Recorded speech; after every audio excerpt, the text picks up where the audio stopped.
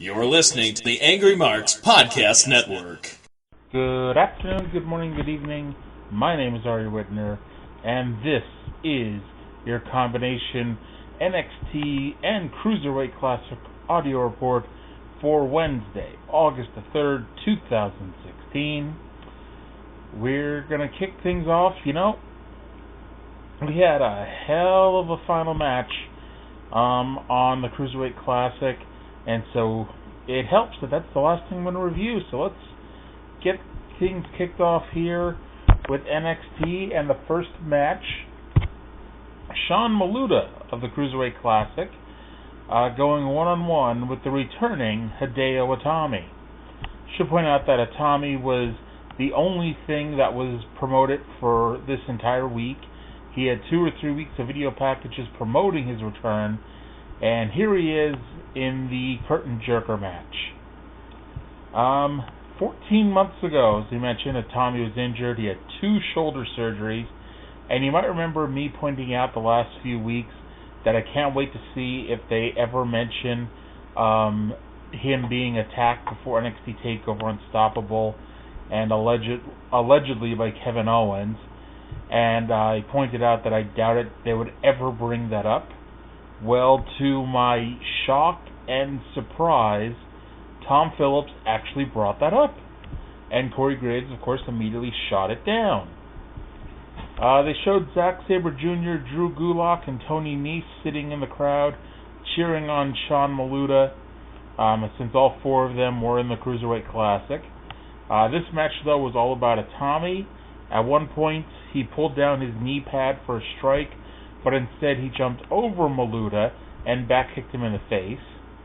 Itami has this really ugly scar on his shoulder where he had those 2 different surgeries on. And of course, this was a successful return as Itami won with a running knee. The Revival cut a promo backstage. This was kind of wacky. They cut a promo backstage with the Revival saying that there's no pressure on them, and it is scientifically proven that they are the best tag team in NXT history and on the planet Earth. Up walked TM61, who wanted a match with the Revival. The Revival told them no and to get to the back of the line. So Gargano and Ciampa walked up and said that they wanted a match with the Revival, and the Revival said no, and that those 2 teams could stand and argue over who gets the rest of the Revival. And somehow, someway, that set up the main event match, which we'll get to in a few minutes. Up next, Mojo Rawley and Chris Adkins fought to a no contest, fought being a relative term. This was Mojo's first TV singles match in what seems like a very long time. Having said that, I'm assuming someone will tweet me saying, Arya, Mojo had a singles match not that long ago. And I'll say, I honestly don't remember that. Anyway, Mojo had this match won with the pounce in the first 20 seconds. However, that wasn't actually the finish, so the referee had to hold up his count because Samoa Joe was 2 seconds late running down there. In my point of view, they should have just counted. It's not like it mattered. It didn't matter if Mojo won. It didn't matter if it was a no contest, because the whole point of it was Samoa Joe's pissed that Mr. Regal is not listening to him and not consulting him over title matches. So Samoa Joe's planning on ruining NXT. So in that case, it really didn't matter if Mojo won or if this was a no contest. The whole point was Samoa Joe ran down and beat the crap out of both of them. After the beating, Samoa Joe screamed to the camera that this will happen if Mr. Regal continues to not consult him about title matches. Shockingly, Mojo was allowed a brief comeback, but when Mojo turned around to leave, Joe attacked him on the ramp, choked him out, and then began growling and spitting into the camera that this is what would happen to Nakamura. Bayley was backstage looking all cute and saying that it's time to adapt and to mentally prepare for this match with Asuka, and she's ready to take her title back. Asuka walked up and mocked the idea that she's ready, and that led us to our next match with Asuka returning to the NXT universe to go one-on-one with Arya. Bayley came out to do commentary for the match. I do miss the days of William Regal telling Bayley in commentary every week that Bayley is his niece's favorite wrestler. Before the match, Asuka took a chair from ringside, set up on the ramp, and actually ordered Bayley to go sit in it and watch the match. Bayley left the announce position, went down to ringside, and threw the chair away as the bell rang. Arya is a very good punching bag, and Asuka showed her no respect at all. At one point, Asuka used an abdominal stretch in the ropes, looking completely bored as she's hurting her foe. Arya was allowed to get one punch in, and then she went to the middle rope, leapt off the middle rope, and got kicked right in the face. Asuka then won with the Asuka lock. She kept it on afterwards, so Bayley jumped in the ring to get Asuka to let go of the hold. And we were told that these two ladies will have a contract signing next week. Last month, you might recall a gentleman by the name of Oni Lorcan debuted and defeated the Perfect 10 and then was never seen again. Apparently, after the match, he cut a promo saying that he had to go back to his roots in order to compete with the best in NXT. Remember last week when I said that it looked like they were having a video package for Rhino because they showed somebody crouching in the woods, and they had the National Geographic guy doing a voiceover? Well, it turns out it was not Rhino. It's a diva named Ember Moon who will be debuting August 20th at NXT TakeOver Brooklyn 2. We then get a very weird segment. It was the debut of former TNA World Heavyweight Champion Bobby Roode. He, want to point out the good parts. The NXT universe, the entire crowd, they lost their shit for this man. His theme song is wonderful. It's seriously one of those things you have to go listen to. I cannot do it justice, but I'm just saying that it really suits Bobby Roode. Tom Phillips called him the It Factor, which was his TNA nickname. And then Roode came out and cut a babyface promo. Roode said that he had the privilege of sitting in the front row at TakeOver Dallas, and he could not explain the emotion he felt sitting with 10,000 screaming fans. He knew from that moment on that NXT was the perfect place for him, saying that there's no other company, no other brand that revolutionized the business like NXT. He brought up how the t-shirts say "We are NXT," but he said not only are we NXT, meaning the wrestlers in the back, but so are all the fans, that everybody is NXT. But in order for NXT to reach that next level, that's where he comes in. NXT needs Bobby Roode. All of the fans need Bobby Roode. NXT has found their international superstar to reach that next level, and that superstar is Bobby Roode. He vowed to be on the billboards in Times Square, and he said he'll make NXT a better place. And I want to point out, while he was saying all this, and in fact, this is one of those things that you probably knew was coming as he was talking, but as he was saying all these things, that he was the superstar that NXT needs, the fans were cheering and, basically agreeing that, yes, we need you, Bobby Roode. We love you. Have our babies. You're the man. And then he turned heel. He said that he plans to look out into the crowd and see presidents and vice presidents of Fortune 500 companies and not these stupid, stupid fans. He wants to see nicely dressed people and not people wearing oversized t-shirts and ugly cargo shorts. He is a superstar because he wears custom-made suits, nice socks, a Rolex watch, and all of this helps make him a superstar.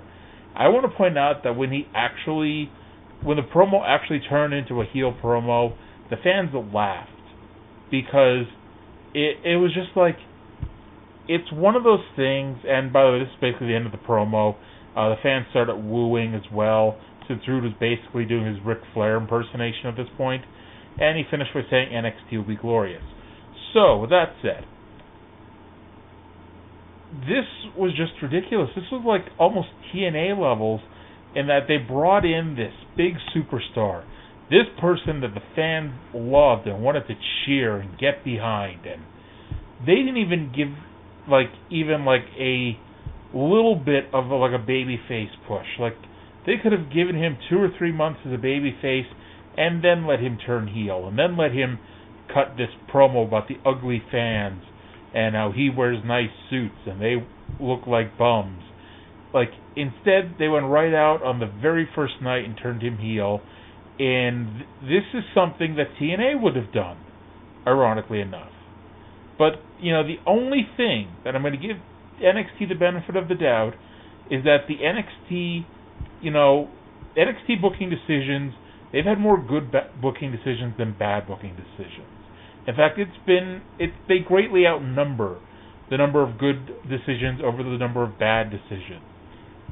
So I'm going to let this one go for a little bit, see what happens with it, but at the end of the day, I can't believe that they just turned him heel right out of the blue like that. And I'm sure, somebody on the internet is mocking me and mocking other people for pointing this out and saying we're crying. But F it, Like, if the guy would have gotten, a ho-hum reaction, or he just got, the normal babyface reaction, fine. But he came out there, and they treated him like he was, the second coming of Christ. And you're telling me they couldn't have called an audible and, had someone signal to him to not cut this heel promo? Seriously. So it's time for the main event. Remember that wacky segment before where the Revival refused to face either TM61 or Gargano and Ciampa? Well, that led to the Revival versus TM61 in the main event. Slowly but surely, the Revival is getting over as the fans don't just sit in complete silence when they come out anymore.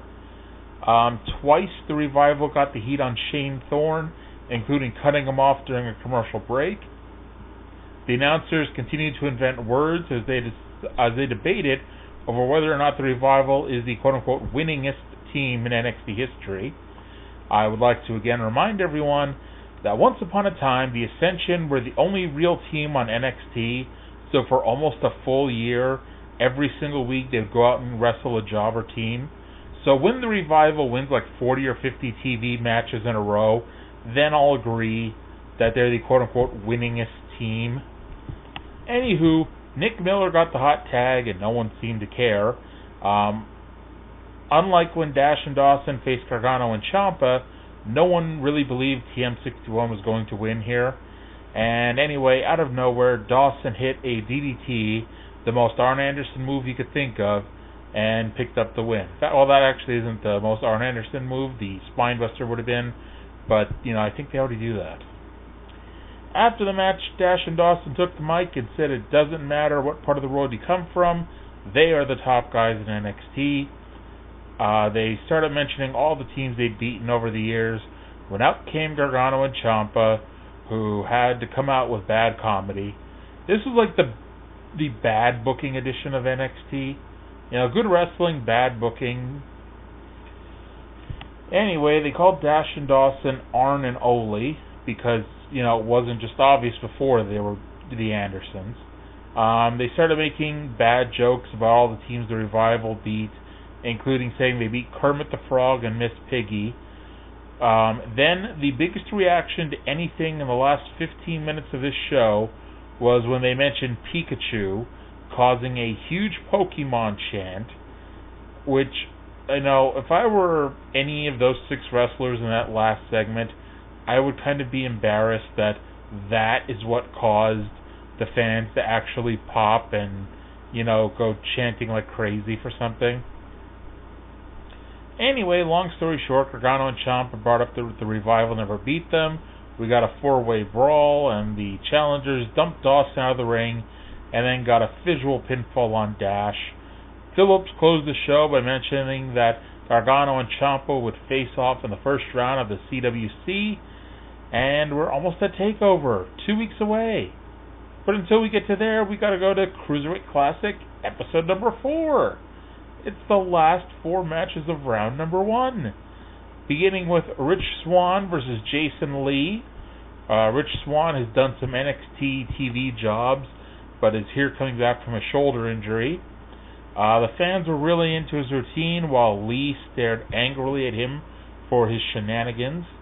Lee looked good here, but this was all about Swann, and Swann won with a standing 450 splash, which, if you're not sure what I mean he was standing with both feet on the mat. He jumped up in the air and did a 450 splash. That was really impressive. And he won with that move, and will now face Lince Dorado in the next round. We get our token bad match of the week with Noam Dar versus Gurv Sira. The story is that Gurv's brother competed earlier in the first round and lost. And these two were a little wonky working with each other. I don't know. I think maybe Sira would probably have done pretty decent by himself.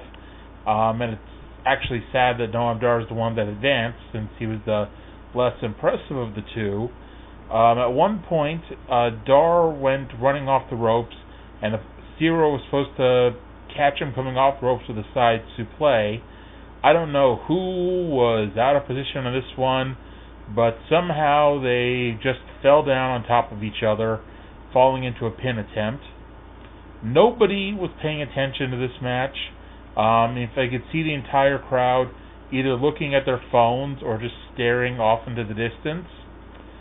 There was somehow a smattering of noise throughout the match, even though nobody in front of the camera was, making any noise at all. Dar used the Fisherman Suplex and a knee bar for the tap out. The fans chanted tap, and I believe they're only chanting that because they want this match to be over with. And Dar will be back to take on Ho-Ho Loon in the next round. Jack Gallagher versus Fabian Eichner. Never mentioning him a single time in the 6 years I've done NXT. Eichner used a wrist lock, and you've never seen a smoother reversal in your life. Gallagher is so smooth and such a character that, seriously, if he's not in WWE when this thing, I don't know what to say. Anyway, Eichner went for a springboard move, but didn't get much spring out of it, and almost completely missed. Thankfully for his sake, he's kind of tall, so he was able to reach out with his leg and get it in the vicinity.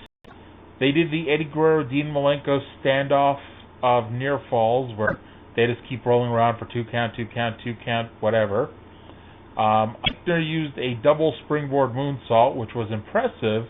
Daniel Bryan, which shows that he does not watch the preview packages, as they showed Eichner doing in training. Eichner powered out of a guillotine and used a sit-out powerbomb for a near fall. Eichner missed a frog splash, and Gallagher won, advancing the tournament to face Akira Tozawa with a running corner dropkick that Daniel Bryan put over as better than any that he's ever done in his life. Main event time. Johnny Gargano versus Tommaso Ciampa. It's the final match of the first round. Both men, on a different show are trying to become NXT Tag Team Champions. This was the only match that they had a pre-match promo for, as both men were backstage with the NXT female announcer. They go through so many of them, I don't even bother to learn their names half the time. But anyway, they both said they'll do what they have to do to win despite being partners, and in a weird way, the interview was completely against everything they said in their video package, as in their video, for instance, Ciampa said that he doesn't try to hurt anybody he wrestles, and then told Gargano that he will hurt him in this match. I'd like to point out that the first time I ever saw Gargano wrestle was on Pro Wrestling Ohio, which used to air Sunday nights at 11 p.m., on Sports Time Ohio, which I picked up due to having DirecTV at the time. And he was really good then, and that was 8 years ago. This match, for a number of reasons, was the best match of the first round, because not only did you have two experienced wrestlers in there, two guys that weren't green, because a lot of these guys, they were kind of green. A lot of these people in the first round that, and I'm hoping the future rounds are really, really good, because they got a lot of good talent that's left in this. But also these two were given the chance to have the best match in the first round. Like a lot of the other matches were very basic. You know what they were told backstage. You're told you had 6 minutes, go out there, do what you can, and get out. And these two had 15 minutes, and these two were, I don't know what they were told, but those two went out and had the WrestleMania main event almost. This was a chop fest, as both men lit up each other. At one point, Ciampa was chopping Gargano in the face, which could not have felt good. At one point, Ciampa carried Gargano up the ropes for some sort of a wacky move, but Gargano got out of it and super kicked Ciampa's head, which was against the turnbuckle. Gargano used a suicide dive outside the ring, and then tried to do a suicide dive back into the ring. When he did that, Ciampa kicked him in the head. They stood on the apron at one point to chop the hell out of each other. Ciampa used the air raid crash on the apron, and when he rolled Gargano in, only got a near fall. Ciampa pulled down his knee pad, but then had second thoughts about hurting his friend and partner, so he pulled it back up. Gargano did not share the sympathy, so Ciampa at one point used a lung blower on Gargano, but somehow, someway, Johnny Wrestling kicked out. This led to a series of pinfall attempts and reversals, and Gargano pulled out the win with the crucifix. Best match I've had to review in at least 3 weeks since the Nakamura-Balor match. And Gargano will now face T.J. Perkins in the second round. The show ended with Gargano holding his hand out for a handshake, but Ciampa walked off. But Ciampa then decided better of it and went back in and hugged Gargano before raising his partner's hand. So that does it for round 1 of the CWC. I think I read they're doing 10 episodes of this, but, I don't know what they're going to fill this time up with, because I was trying to count it out myself, and I'm only getting to 9.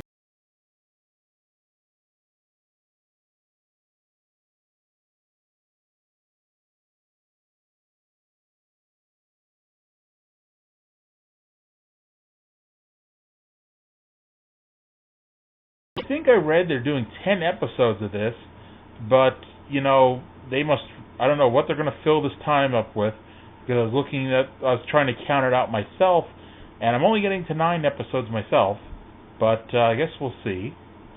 But until next week, thank you for listening, and I'll talk to you again in 7 days.